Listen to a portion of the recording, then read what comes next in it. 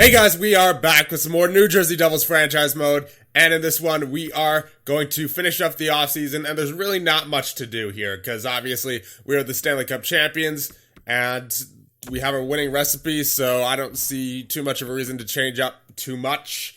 One thing we do have to do is trade Miles Wood, because he's currently unhappy at a 76 overall, and he's right here. He doesn't want to extend, obviously. He's making a little too much money for a 76 overall at the moment, and I'm not confident that we'll be able to get him back up to where he was like we did with Blake Coleman.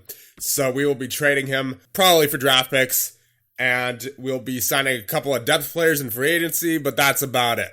Because again, there's no need to mess with a winning recipe when you have one. And I already did a couple of things off screen, and that was I approached some scouts and staff for the AHL, coaching staff for the AHL, because our scouting staff needed a complete overhaul, at least in terms of amateur scouts, because our amateur scouts got pretty much nothing done this past season with the draft being as pretty much abysmal as it was as far as drafting for potential goes, because there really wasn't anything to go off of. We're going to hope that our new scouting staff are able to uncover prospects better, and hopefully the new AHL coaching staff can lead the Binghamton Devils to the playoffs. So first thing we are going to do, we are going to sign a depth forward in Joel Armia. He only wants 1 year for $1 million at an 80 overall. That makes him a good candidate to be signed, and not only that, but he put up 25 points last year in Montreal, and he had a pretty good ratio, 40 to 28 takeaways to giveaways. And 78 hits on the fourth line, more than likely. So, pretty good fourth liner. Let's try to get him on board we'll just go 1.2 for 1 year. And then for goaltenders, we do need a third stringer just in case as some insurance. So, we will go down here to Scott Darling. He only wants $700,000. He did pretty decently in the AHL last year. .914 save percentage in 48 games for Stockton. And we are going to get him on board. We'll give him $800K to join us. And that's it. That's actually it. Of course, in the last one, we went after Travis Zajac. But really, that's about it. Those are the only three players we'll be getting out of free agency this year. And obviously, we're just getting Zajac back, just on a much cheaper contract. So as far as forwards go, presuming that Zajac resigns and Armia joins us, we'd have Hall, Hischier, Hughes, Gusev, Bratt, Palmieri, Coleman, Simmons. That's 8. 9 is Boqvist. 10 is Zaka. 11 is Smith. And then 12 and 13 would be Zajac and Armia. I think we have defense covered as well. You got Subban, Butcher, Manson, Severson, Tanev, Smith, and Zhamnov. We're all good to go there. And then in goal, of course, Leonard and Blackwood. And then Darling, should he sign as our third string goaltender. So other than that, we are pretty much set to go into year number 3 here. Let's see if we can defend our title as the Stanley Cup champions. Trade alert to Colorado. We have 2 seconds. And to Washington, Brendan Dillon and Tyler Pitlick. And there's Armia.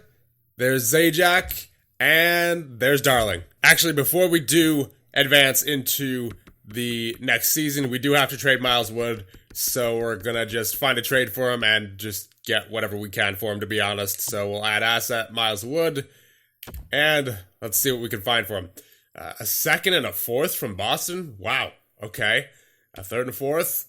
Lidstrom and a fifth. Honka and a sixth. A second and a fifth. A third and a fourth. Third and third. Okay, so the best offers were definitely Boston, Florida, and then Winnipeg also had a similar offer to both Boston and Florida.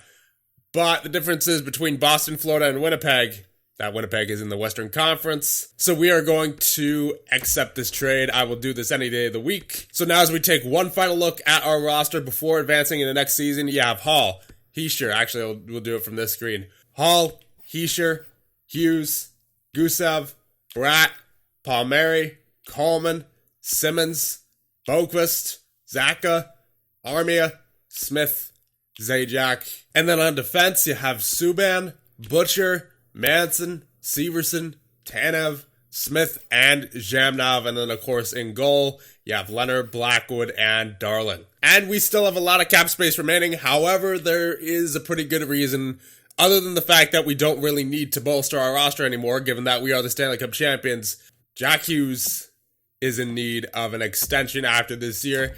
And boy, does he want an extension. Almost $9 million for 6 years.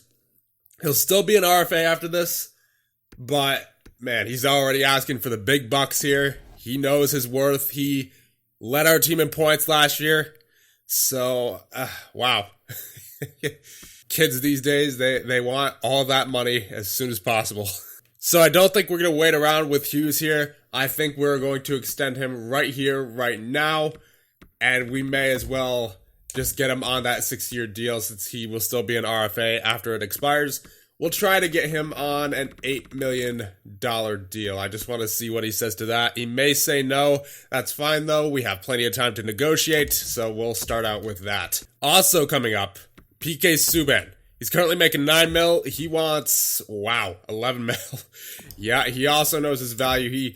He was very close to the top of our point scorers list with 74 points as a defenseman in 82 games. I mean, he's basically as valuable as anybody on this team. He deserves it for sure. It's just a matter of whether we're, how much cap are we going to have after we sign Hughes. So I definitely want to sign Subban. I know that for a fact because he's just been phenomenal for us. 66 points in year number 1 in 77 games, and then 74 points for us last year. And of course, he helped us win the Stanley Cup. He had almost a point per game in the playoffs. I mean, how could you not sign him? So you know what? I think, do I want to sign him now? I don't know who we're going to have to end up cutting in order to make the cap space to fit Subban and Hughes' new contracts in next year. So I think for PK, since he's already 32, he'll be 33 by the time his current contract ends. We're going to try to go down to 2 years at 10.4. I would take him down with less salary, but since we're already taking down the years, I won't take the salary down as much. So 10.4 for 2 years. Let's see if that works for him. There you go. There is Subban. He is back with the team for another 2 years after this year. So got him with more salary this time, only on a 2-year deal though, and he is definitely worth that salary as of right now. Because I mean, again, 74-point season, you can't really, and a Stanley Cup, you can't really ask for much more. And Jack Hughes is also back, so we got him at a bargain, $8 million for 6 years, and then he is still an RFA after that. So we're good to go into next season. Trade alert: we have to Detroit a second and a third, and to LA we have Sheary and Nielsen. Holy moly! Trade alert to Carolina: Ryan Suter, the 88 overall. I am shocked that Minnesota was able to unload that contract along with Jason Spezza and Andrew Cogliano. To Minnesota is Ryan Suzuki and a first. Wow. So I guess, they obviously took a discount to unload Suter's contract because obviously an 88 overall, that doesn't go for that cheap normally. So, I mean, it's a pretty good deal for Minnesota being able to unload that cap. Depending on Carolina's status, if they're a contender, then you never know. That might be a good deal for them, getting Suter, getting another stud defenseman back there. We'll see what happens in time, but interesting trade nonetheless. So here we are at the start of year number 3, and here are our lines going into the season. First line is Halsey, Hughes, and Palmieri. Obviously, this is a combination that worked pretty well during the Stanley Cup Finals, so we are going to continue using them going into this season. Second line, Bratt, Hischier, and Simmons. They have that +3, so hopefully that does something good for them. And the third line, Blake Coleman, Jesper Boqvist, the 82 overall, and Nikita Gusev is down here. The reason I have Gusev down here as opposed to in the top 6 is because, A, he's getting power play time, a lot of it as well. And I really wanted to have that +3 with Bratt, Hischier, and Simmons, whereas Gusev doesn't have that. He has that 0 there. And for the first line, I wanted to keep these 3 together. And the main thing that I noticed with the first line is that having Palmieri on there actually lets us play better defensively as opposed to having Gusev there like we did during the regular season last year, But keep in mind, in the regular season, we barely made the playoffs. So I want to try this with Coleman, Boqvist, and Gusev, because obviously Coleman, that physical presence, Boqvist, more of a playmaker, and in this game at least, in this file, Gusev is definitely the sniper. Now on that fourth line, you have Zacha, Zajac, and Armia. They have a +3 as well for chemistry, so maybe that'll do something for them. Maybe they could put up more points than they normally would. Zacha would be playing like an 84, Zajac like an 81, Armia like an 83, so that's shaping up to be a pretty good fourth line. As for defense, you have Butcher and Subban back together. Smith is with Manson on the second pair. Wanted to get him some more time this year because he didn't grow too much over the offseason, but he did show some pretty good signs during the Stanley Cup playoffs. Played 23 minutes a night basically with Subban. We'll see how he does on the second pair this year. And then Severson with the Zhamnov. Zhamnov, unfortunately, did not grow at all. He's still a 78 overall. Maybe playing in the AHL the majority of the year hurt his development. Hopefully that's not the case long term. So we're going to see what a full year in the NHL does for him. Now the power play. Hall, Hughes, Gusev, Smith, and Butcher is the first line power play. And the second line power play will be Palmieri, Boqvist, Bratt, Hischier, and Subban. So obviously here the shooting guys would be Hall and Gusev on the first line. The playmakers are Hughes, Smith, and Butcher. The shooters on the second line power play would be Palmieri and Subban. The playmakers Boqvist, Bratt, and Hischier. Four-man power play, more or less the same. You have Hughes and Gusev with Smith and Subban. Then you have Hischier and Hall with Butcher and Zhamnov. And then the penalty kill, you have Zajac with Coleman, Subban, and Severson. And then you have Hischier, Zacha, Butcher, and Manson. And the three-man penalty kill is Zajac, Subban, Severson. Then Hischier, Butcher, and Manson. For the 4-on-4, you have Hughes, Hall, Smith, and Subban. Then you have Hischier, Gusev, Butcher, and Severson. And then Boqvist, Palmieri, Manson, and Zhamnov. So Smith is getting top pair time with Subban, with Hughes and Hall in the 4-on-4. So we are, in that way, spreading out the ice time between all of our defensemen and all of our forwards, whether it be on the 5-on-5 or on the power play. Everyone's getting a fair amount of ice time. He's on the second line, but he's also on the power play and penalty kill. Hughes, he's on the first line, and he's only on the power play. Simmons, he's on the second line as more of a third liner, so he's getting the amount of ice time he needs. Gusev on the third line, but he's on the first line power play, both first line power plays. And then you have Bratt, who's a second liner. He's getting a good amount of ice time. Coleman, he's getting a good amount of ice time. He's on the penalty kill. He's on the third line as well. So everyone's getting their fair share here. Zajac and Zacha also on the penalty kill. Got some fairly distributed minutes here. 3-on-3, you have Hughes, Hall, and Subban. Then you have Hischier, Gusev, and Severson. And then Boqvist, Palmieri, and Butcher. Extra attackers are Hischier and Hughes. And the shootout, Hughes, Hall, Hischier, Gusev, and Subban. And of course in net you have Leonard and Blackwood. Blackwood unfortunately did not grow at all, so we'll see if he can simulate better this year. If he doesn't, then he may be on his way out. And scratched right now are Tanev and Zach Smith. So Tanev is an interesting situation because he does not want to re-sign, last I checked anyway. And he might be trade bait at this point, especially if we simulate well right out of the gate. Then he'll definitely be someone we consider trading, because I don't want to have another Miles Wood situation where he just sits and then just, he keeps dropping in overall, drops in morale, and then it gets to the point where he's just not worth his contract, and obviously he doesn't want to re-sign, so it'd just be a waste. So if we end up having a solid start to the season, he's definitely someone who we need to potentially trade. Okay, so Anton Lundell is a 78 overall. And I think this is the season we are going to play him in the AHL. We will have to end up trading some of these guys because there's just way too much of a logjam here in the AHL. So we'll sign Lundell here. Welcome to the pros, kid. So as a result, we're going to be sending Sharangovich and Nathan Bastian over to Minnesota for a couple of draft picks.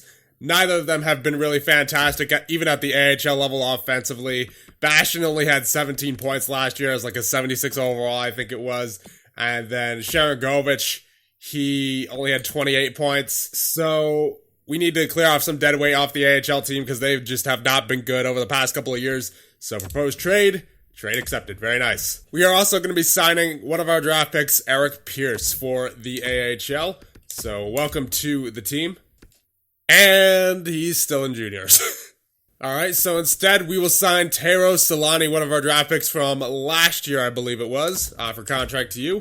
And we will replace Imanen on the fourth line. He was one of those guys that the AHL team just automatically signed since we traded away a couple of their players. And Solani, get in there. So now in the AHL, you got Lundell in the first line, you got Solani down there in the fourth, and it's looking like a much different team now. You got a +5 chemistry here with Gross and Jacobs, then +3 with White and Straight.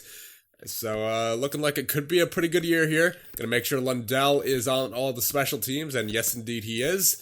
So, yeah, that is about all my concerns for the AHL. And let's get to the simulation. So we'll simulate through the preseason really quick, and we'll make our way to our first home game ever since winning the Stanley Cup. So here we go. Let's get 1 month of simulating underway. I've already sent out the amateur scouts up until November 1st, so we may as well get there. And let's see what this team can do in the first month of the regular season. So we have a 6-5 shootout win over Pittsburgh and a 7-2 win over Arizona. So a good start to the season. But we'll see if this is able to carry on, and so far it is. We are on a 5-game winning streak to start the season. Could not be happier about that, so let's keep it going. Obviously, not much more to be said about that. And 3-0 win over Minnesota. We are looking solid. There's our first loss of the season, but it was a pretty close game, 2-1 loss against Montreal. And then we followed up with a 4-3 win. Nikita Gusev has concerns about ice time. All right, so let's see. He's currently getting 12:24 of ice time per game. Yeah, well, we should be playing him more, but I don't know. We're winning games right now, so yeah, we have to persuade him. We're winning games like crazy right now. I don't think ice time should be a concern. We're gonna try to persuade him that he's a team player. He says he is a team player, but he does think that the team is better with him playing more minutes a night. Listen, Goose, we're winning games like crazy right now. We don't need this. I love you, Goose, but I gotta disagree. We're winning games right now. And we, of course, we have a 6-1 loss as soon as I say that, and a 5-4 shootout loss against the Detroit Red Wings. So we'll see how we... Oh boy. Of course, as soon as Goose comes to us and says, I want more ice time, and then I say, we're winning games right now, of course, we lose 4 in a row. Jeez. So we got off to a really good start, but now, 4-game losing streak. So I have no idea what that's about. We'll check out the stats so far briefly, and also just to see where Goose's ice time is at, if he's actually at a 12:24, and if we need to give him more ice time, then we will. Yeah, 12:48. I guess he deserves more ice time, but here's the thing, we had some really good chemistry going on there before Gusev came to us and complained about his ice time. Now we're on a 4-game losing streak, so I don't know what to make of that. Bryant with 14 points, Nico with 13, Hughes with 11, Hall with 11, so our top 6 is going. Palms with 7 goals, 8 points, Simmons with 8, Goose with 8, Boquist with 8 points, so our scoring is going for sure. PK Subban with 7, Armio with 4, Ty Smith with 4, Zaka with 3, Zhamnov with 3, Butcher with 3, Severson with 2, Manson with 2, Coleman with 1, Zajac with 1. And in goal, you have Leonard with a .901 save percentage. That is unfortunate, so it's definitely been our scoring that's been winning us games so far. And Robin Leonard actually has 2 assists on the season so far. So let's see if he can maybe finish the season with like 5 assists. That'd be great. Let's also check out the team stats, see where we're struggling so far, because obviously you have that 4-game losing streak. You got to be struggling somewhere. Yeah, it's definitely goals against. I think it's the penalty kill. Goals for per game, we're fine. We're at 3.42. I mean, all these teams up here, they'll probably come back down to earth along with us. I don't expect us to maintain a 3.42 all year, but it's the goals against that's really concerning. So let's see our power play. Yeah, our power play is doing just fine. We're at a 28.6 penalty kill. Yeah, that needs work. 75% on 32 opportunities. Not good. Not good at all. So we're going to definitely change up the penalty kill. Now, I wonder. I mean, Goose isn't exactly the best defensively, but it is another way to get him some more ice time on that penalty kill.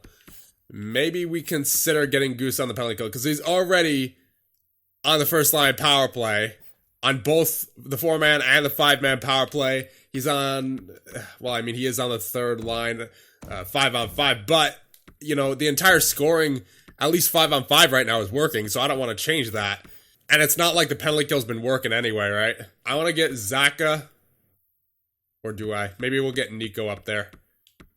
Yeah, we'll get Nico up there with Coleman, Subban, and Severson, and then Zajac will be taken out, and we'll get... I just want to see what happens when we put him on the penalty kill. I'm not saying that this is going to work, but we may as well try it at this point because our penalty kill seems to struggle basically all the time. So we're going to see what happens with Zacha and Goose on the penalty kill with Manson and Butcher, and we will move Nico up to the first line 3-man penalty kill, and we'll leave Zajac there. So we made our changes to the lines. I didn't want to make any changes to the 5-on-5 because, again, the guys have been scoring, so that's why we're leaving Goose on the third line. But let's see how he works out on the penalty kill. If it doesn't work out, then oh well. If he does, then I look like a genius. We are going to simulate 2 weeks with these new lines and see how they do. So a game against Chicago, then you got Dallas and Montreal, and Dallas again coming up. Oh my, we have a big trade here. Voracek, a first, a second, and a second for Miller. Myers, a third and a fourth. No thanks. Game against Chicago, that'll be a 4-3 loss. You don't like to see it. Dallas, a 4-3 shootout loss. Come on, boys. Get back on track here. Montreal, 3-0 win against them, all right. Dallas, 4-0 loss. All right, I'm stopping it. I am stopping it. I don't like what I see. So just for a little bit, I'm going to take out Kirill Zhamnov, and we'll put in Chris Tanev. He's already down to an 80 overall, so hopefully getting him in there will get his morale back up, because we have not been good defensively at all, so hopefully he can help us out there being a defensive defenseman, and maybe we'll also get him on the penalty kill. Yeah, I think that's what we'll do. So more new lines with Tanev in there. Let's simulate, let's simulate these 4 games here against the Islanders, the Rangers, the Sabres, and the Senators. If we get 3 out of 4, we'll keep simulating. If not, then we may need to make some more changes. So we have a shootout loss. So those were close, but we let in a lot of goals there. Buffalo, you have a 5-3 win, and Ottawa, you have a 4-1 loss. So we got 3 out of 4, but not 3 out of 4 in our favor. We got 3 out of 4 losses. So we started out the season pretty good, but as of recent, we have just been on a really not a good slump. So we're going to see what we need to do here to change things around, because we might have to stop it here. Because for the defending Stanley Cup champions, we had a good start, but this losing streak is not something you want to see, because it's just been a little too consistent for it to be just a flash in the pan of a losing streak. You know, this has been continuous for the past 3 or 4 weeks of the simulation. So Hughes, Bratt, and Nico all point per game. Look at that. Bratt as well. Wow. Hall with 18 points, and then Simmons, Goose, Subban. So the scoring dropped off a little bit there. Paul Mary, I'm not sure if he had a single goal in that month so far. Boquist with 10 points, Smith with 8, Armia with 5, Manson with 5, Butcher with 5. So it looks like what happened here is that everyone got off to a hot start, and then everyone besides our top 6, especially in Nico, Bratt, Hughes, and Hall, kind of cooled off. And a goal, Robin Leonard, why are you doing this, man? He was so good in the playoffs, but during the regular season, it just seems like he can't. He's been rough in the regular season. He has been rough. And Mackenzie Blackwood hasn't been much better, unfortunately. 890 save percentage. Wow. Yeah, it's looking like we might have to trade Mac Black. And as for Leonard, I mean, he won us the cup, but man, during the regular season, he is just brutal. So we may need to find a regular season goaltender that we can rely on, and then we could go to Leonard for the playoffs. I don't know. That's just me spitting out ideas, but that may be what we have to do, because Leonard, at least with us so far, has not been good in the regular season at all. So I think honestly, it's mainly just our goaltending and then our lack of consistency with scoring. Obviously, the top 6 is getting it done, but everyone else below that, they've been kind of just silent as of recent. Let's check out the team stats once again. So yeah, our scoring has dipped off a little bit. We're now down to a 3.25, and our goals against per game has gone up to a 3.25. Power play gone down to 23.3, and penalty kill is actually up to an 80.7. So the penalty kill we can leave alone, I think. But yeah, it's gotta be our goaltending. It has to be. So since Palmieri has been slowing down as of recently, and we have not been really playing the greatest defensively either, at least not in terms of letting goals up, we are going to move Goose up to that first line, see what he can do, and see if Palmieri can get Boquist and Coleman going. But besides the lines, I think we're going to have to trade for a goaltender, even if it's just for the regular season, and then we go back to Leonard for the playoffs, because Leonard and Blackwood just, for some reason, can't get it done. It seems like there's so many quality goaltenders in this game that are struggling for whatever reason. Like Gibson, 89 overall, has an 898 save percentage. Are you kidding me? And Georgiev, 898 as an 83 overall. Tuukka Rask with an 894. Demko with an 894 as well. Theo Fleury. Marc-Andre Fleury with an 893. Jussi Saros with an 892. Antti Ranta, 85 overall with an 883. My goodness.